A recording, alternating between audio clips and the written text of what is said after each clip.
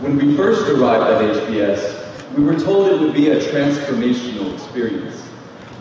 Personally, I would also characterize the experience as completely and utterly overwhelming. Faced with non-stop section events, a multitude of speakers, club conferences, a never-ending job search, piles of cases, and of course, 100 Centennial events. Reflection doesn't usually come out at the top of our to-do list. But today, as we celebrate our Centennial, it seems appropriate that we should take a moment, step back, and reflect. A bit on our past, but mostly on our future. There are some who suggest there may not be much of a future. Management education, they say, is increasingly irrelevant. A discipline that served us through the infancy of the modern corporate era, but one which no longer serves society in a meaningful way. For my own part, I know my parents, who immigrated to this country over 30 years ago, have no clue what I do here. Much less how it connects to the outside world. This shouldn't take us by surprise. Human history hasn't exactly begged for management education. Plato never considered tax shadows in the allegory of the cave. Nor did Shakespeare consider alternative risk management strategies in The Merchant of Venice. Management education is in fact less than 130 years old, and that represents just a tiny blip when compared against the backdrop of our common era. But here we are, an institution with the lofty goal to educate leaders who make a difference in the world. How do we remain relevant in a world that doesn't fully understand our past? A world that thinks we may be irrelevant going forward? To answer this question, I dug deep into the dark and painful years of my life as an economics major. During those years, I learned two things. One, that economists generally don't agree about anything. And two, the one thing that economists seem to agree is that markets naturally gravitate to a point where supply meets demand. As the world's preeminent business institution, we possess a tremendous supply of human capital. Even to this day, I'm completely intimidated and amazed at the really, really smart people that surround me on a daily basis. Human capital represents our strongest asset, but the world today demands leadership. A study by the Center for Public Leadership reveals that nearly 80% of Americans do not have faith in their leaders. Across all sectors, faith in business leaders falls near the bottom third. This represents not a U.S., but a worldwide concern. But the demand isn't simply for leadership. The demand is for leadership with a purpose.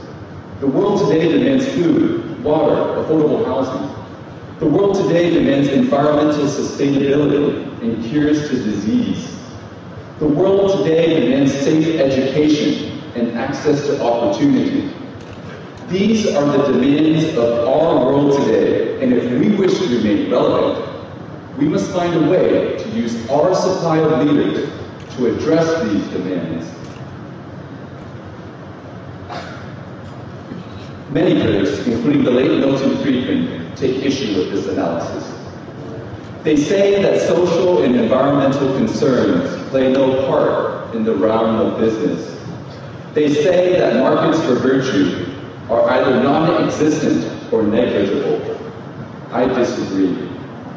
As a vanguard institution at the forefront of our discipline, we have the ability to mold and shape our world by continuously and vigorously challenging the status quo.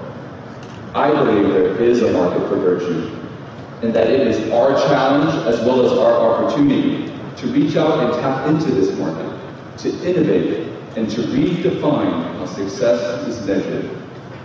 Virtue and profitability are not incompatible. Consumers increasingly demand sustainable products, and employees want to work for companies that strive to make the world better. Companies such as Stonyfield Farms have demonstrated how embedding a social mission into their DNA influences the way they interact with customers, suppliers, and employees, thus leading to sustainable profits. Moreover, social entrepreneurs in all corners of our world have devised methods to employ business models to create social value, thereby often leading to profits. You might be thinking that injecting virtue into markets is too difficult, too complicated, or something too distant into the future. 25 years ago, students here were first asked to carry portable computers around. Initially so heavy, many dubbed them luggables. In just this brief period, alumni here have gone on to do some amazing things. Carter S. Roberts, class of 1988, started his career at Procter & Gamble before moving on to a number of positions in the environmental conservation space. He now serves as president and CEO of the World Wildlife Fund, where he has structured a number of partnerships with for-profit companies and governments to address global environmental issues. Gerald Chertovian, class of 1992, was a successful banker and tech entrepreneur before founding Bureau, an organization that provides intensive job training to urban adults. And Ben Clevin, class of 2005, started his career in corporate finance at Boeing before moving on to the education sector. He recently founded New Orleans College Prep, a results-focused charter school serving Central City, New Orleans.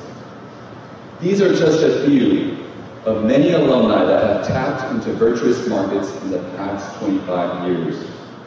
Now imagine what we could do in the next 100 years.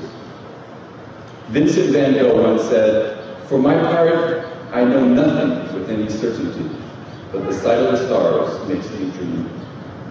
Today, as we celebrate our 100th anniversary, let us dream of a world where business competes on virtue, where the yardstick for success is determined by sustainability, not simply profit, where companies respond to the needs of society, not simply shareholders. Some may call us dreamers, but I'd say the world depends on those who can dream. As I'm sure it was for many of you, it was a dream that brought me, the son of refugees, to Harvard Business School.